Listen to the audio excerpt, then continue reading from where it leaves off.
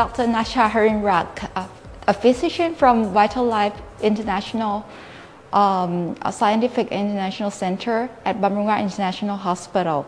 Today I'm going to share with you about how to live in a toxic world. So to begin with, we have to see the concept of this good medicine is like gardening. So in order to have the good garden, we have to trim the sick leaves and we have to also treat the root problem.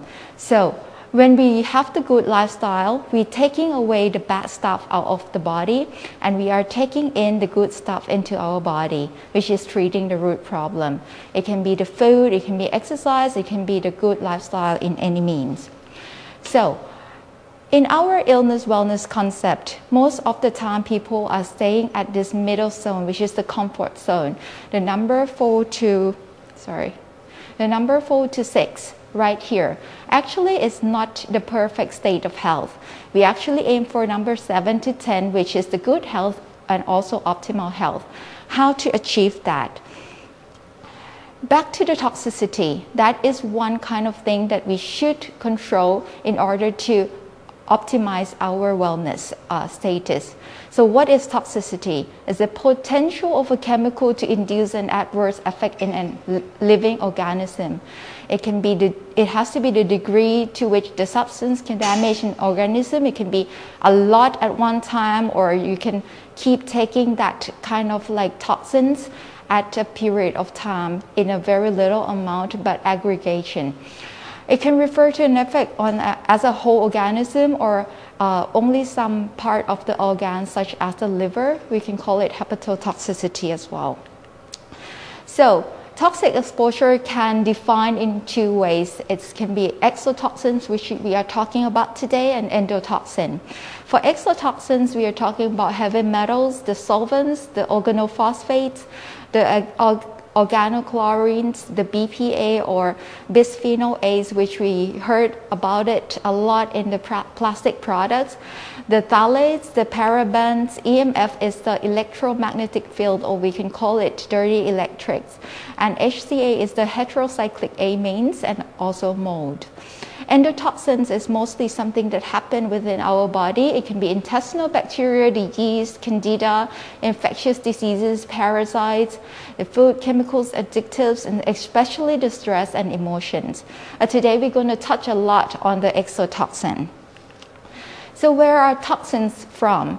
So from this picture you can see that toxins are around us. The parabens is the preservatives that we found a lot in the cosmetic products, but not just parabens. In many of the cosmetic products like lipsticks, we can find some lead contaminated in lipsticks if it's a poor quality ones. In nail polisher, in foundation that we put every day, if it's poor quality, it can be contaminated with a lot of heavy metals. The next one is the phthalates. Phthalates is sometimes we call plasticizer. Plasticizer is the chemicals that we put in the plastic to make it durable. Lots of toys, poor quality toys, can be contaminated with phthalates. However, many countries right now banned phthalate from the toys. However, it cannot touch into the area of the cleanings products and also the packaging products that can still contaminate it with phthalates. The nonylphenol, the pesticides, the air pollutions, the food products that is mostly processed food sometimes contain something that we shouldn't eat in daily life. The most sources of the heavy metal that I can find in these days are mostly water that we drink each day and also the air pollution. So we can also say that 80% of the exposure to chemicals are around us or in our home. But not just in our home. Sometimes, like for those who smoke, you have to know that there are roughly more than 7,000 chemicals in the cigarettes, and almost like 70 of those 7,000 are causing the cancers of its carcinogenic compounds. So as you can see that in one cigarette, when you smoke, you can get like something that you can get from detergent, like arsenic, which is from the pesticides. You can get the nicotines, of course. You can get many kind of acid. You can get even from the oil from the lighters too. So it's not just you who smoke that you'll get these kind of toxins. The secondhand smokers can get these toxins as well. And also these days we have the third-hand smoker, which are someone around you, can be your kids, can be your family, who live in the same area, that they don't have to sit when you smoke, but they have those kind of toxins inside their own body. When you hug them, when you be in the car with them, or it's it's in the curtain or in the airflow in the house. That's called third-hand smokers. So many of my patients who they found in the lab test, they found the heavy metal in quite high in their system, and they wonder where it is from, because they try to live their life as clean as possible. I would say like this. So our own heavy metal that we ingest are mostly linked to the environment. So it can be from the dry depositions, they can be the wet deposition from the rain that was contaminated, it can be from the discharged, and all together it's contaminated in the environment. It goes into the water, it goes to the agricultural products, and we eat it, we absorb it inside our body. So there are very high trend of like afraid in eating many kinds of fish in order to get high level of mercury. I would say it's come from here. We have to understand the food chain of the mercury that is piling up until it reach our body, which is the human here. So it starts from the water, going to plankton, going to aquatic insects, the insects eating fish, and then fish that eating fish. So most of the time, the fish that contain high level of mercury are those big fish. So this is the list that I provide. Actually, this is the data from FDA. The latest data that I can find is around 2012. They will say that the highest level of mercury in the fish are mostly shark, and then it's swordfish, it's king mackerel, it's also the marlin. So those are the medium and the low level of mercury. It doesn't mean none. And because the data is not that updated, so we don't know from the pollution these days, like if the salmon that we are eating contain more or less mercury in our daily life. So what I would recommend is when you eat seafood, you have to go for varieties. So varieties, what does it mean? So when we want the DHA, so this is I get it from the new Nature paper stating about like how many ounce of fish you have to take in order to get the amount of DHA per week. So the first group is the food that is quite high in the DHA content. So you can take around like 6 ounces per serving. Actually, you can take more if you want. 6 ounces is what? So if you have a palm, your palm is roughly 3 ounces of meat. So the fish this big is around 3 ounces. So you can take like 2 of these per week for those high in DHA level products. And in the second and the third group are those like you can take a little bit more to get enough dosage of the DHA, or you can take more. The last category are those one that doesn't have much of the DHA, but you can still take it, but be careful about the list that may be high in the cholesterol level as well. So back to our toxins. So we can call the toxins as a silent killer, because these days we don't get a lot of toxin at one time, but we keep piling it up in our system. The main thing that it can be affected by the toxins mostly are the autoimmune diseases, the cancers, hormone imbalance can be found a lot these days. There is an inflammatory balance, and most importantly, it's affect our mitochondrial function. Mitochondria is the ability of our body to produce the energy. Mitochondria involved with many areas of the body, and if our mitochondria is bad, you can end up being quite fatigued, being like not having energy, brain energy to do anything. So it is so important to take care of this toxins in terms of like preventing the entry of the toxins and to clear it out. The dangers of the toxic deposits can come in many symptoms of the body. So for example, unexplained weight gain is something that people come to the clinic a lot to see it. They have done everything, but the weight is not going away. Some memory issues, some increased risk in many kinds of cancer, especially the breast cancer. The low imbalance in hormones can be from the toxins as well. So if we categorize in terms of like the systems in our body, like the central nervous system, we can experience the difficulty in concentration, insomnia issue, the headache issue, the bloated in GI tract, the heartburn, trouble losing weight, as I say, the skin issue, the fatigue or neuromuscular issue, or infertility can all be related to the toxins problem. However, I have to emphasize that all of this can be caused by something else too. Toxin can be just one cause of that. So make sure you talk to your specialist first, like in order to see what is the cause of this issue. So factors that influence the detox ability, I must say it's not just about taking the toxin in, but it's about like taking the toxin out of the body.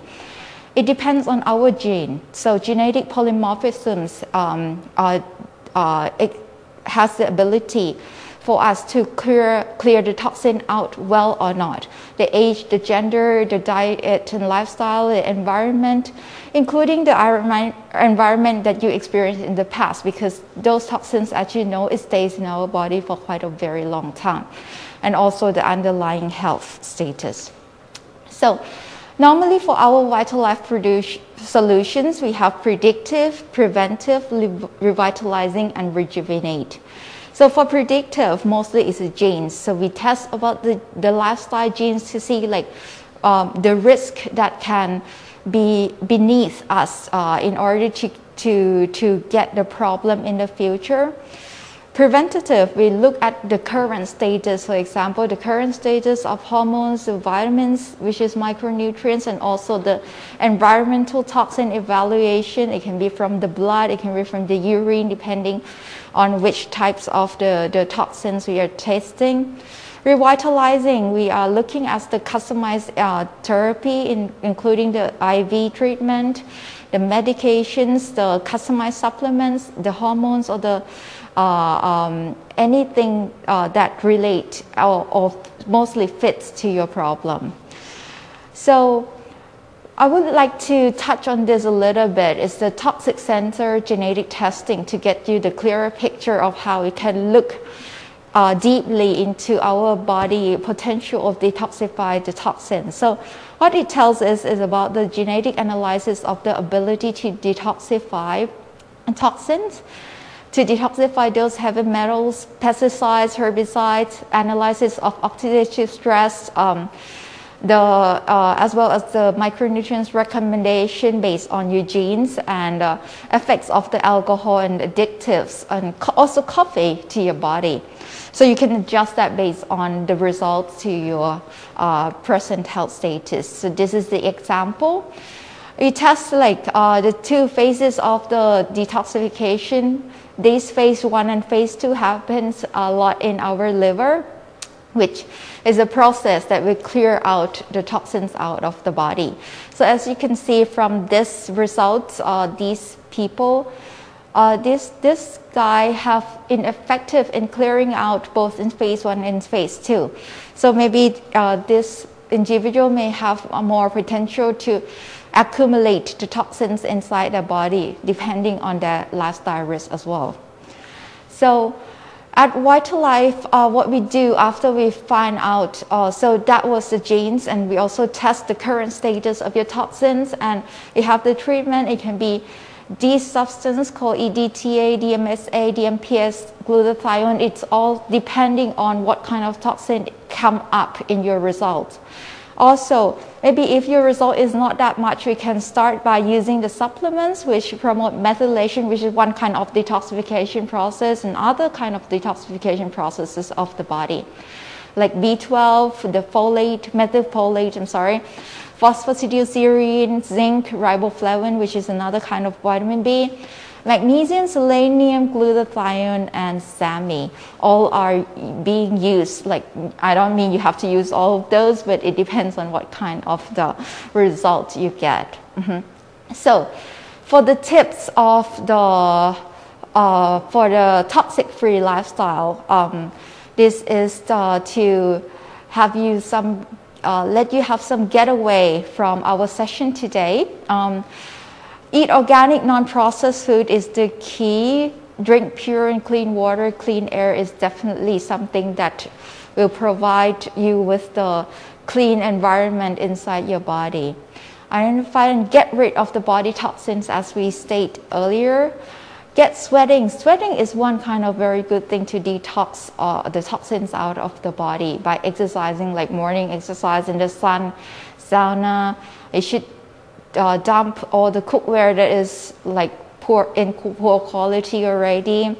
You have to minimize the drug uses if it's not necessary to lessen the load of the liver, and also avoid the excess alcohol, because as I said earlier, you need healthy liver to detoxify your body.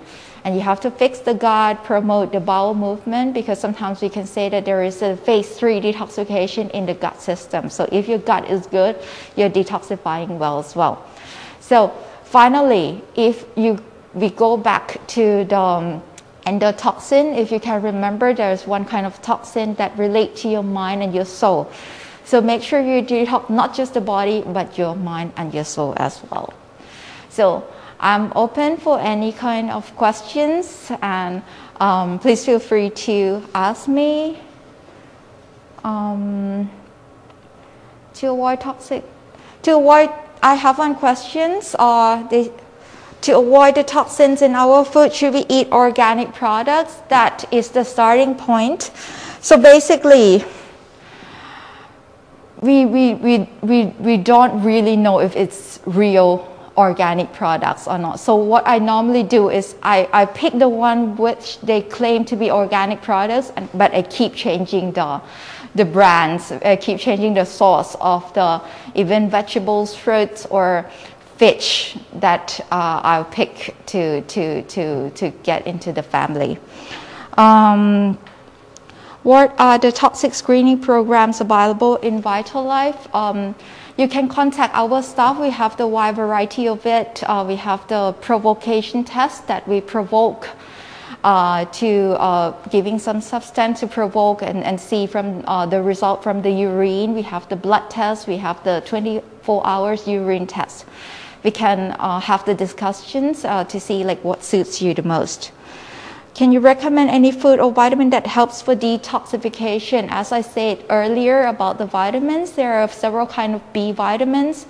B vitamins mostly come from like animal products as well as the dark green leafy vegetables, because those things will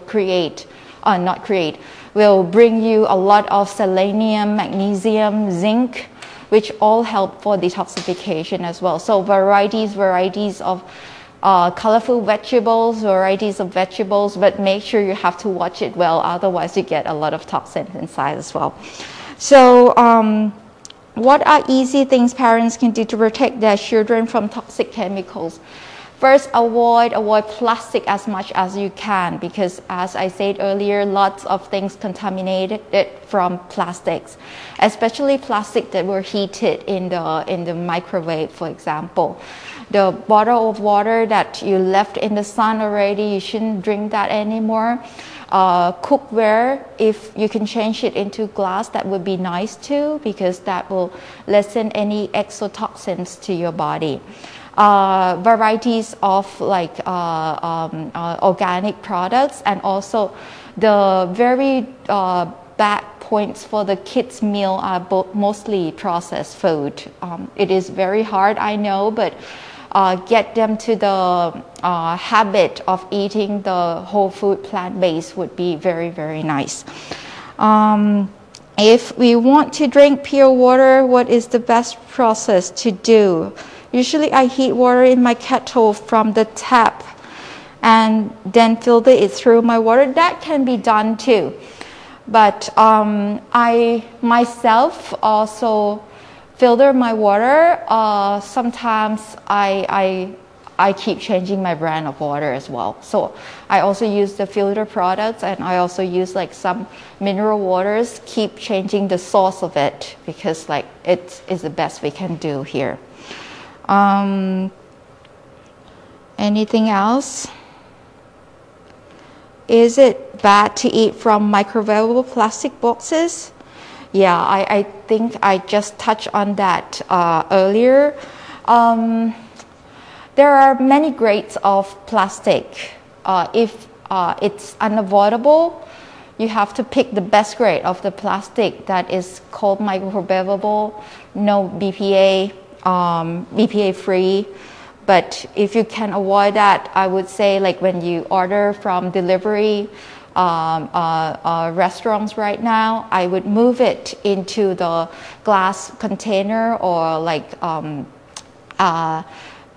aluminum. But if I would have to reheat it, I would put it in a glass container and then heat it in order to kill all the germs, and it would be much better to microwave that glass container. Okay, I think that should be a wrap up. I'm always here to answer all of your questions at the clinic, and our staffs are there to help. If you have any questions, just let us know. Thank you very much for watching me today, and take care, have a healthy and long living life. Bye bye ค่ะ สวัสดีค่ะ